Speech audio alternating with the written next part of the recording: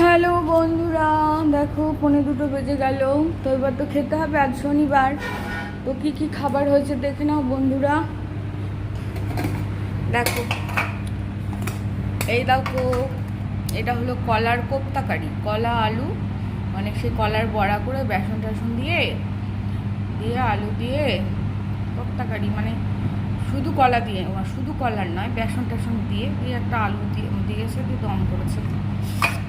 আর এটা হলো দেখো কলা মাখা, আর এটা হলো থোড় ভাজা। শরীরের পক্ষে কলা মোচা, থোড় খাওয়া খুব ভালো, ডুমুর এগুলো খাওয়া খুবই ভালো বন্ধুরা। আর এই দেখো বন্ধুরা ভাত। এবার তোমরা হয়তো ভাববা যে এখানে এত অল্প ভাত কেন। আমার ছেলের বন্ধুরা এসছে, তো ওরা সব মাছ মাংস খাবে, তাই অন্য বাড়িতে রান্না হয়েছে, আমার জন্য অল্পই ভাত হয়েছে এই বাড়িতে। তো এটাই বন্ধুরা, তোমরা সবাই ভালো থেকো, পাশে থেকো, সঙ্গে থেকো। ইউটিউব থেকে সাবস্ক্রাইব করো, লাইক কমেন্ট শেয়ার করো, ফেসবুক পেজ থেকে ফলো করো, লাইক কমেন্ট শেয়ার করো। Tata, bye bye.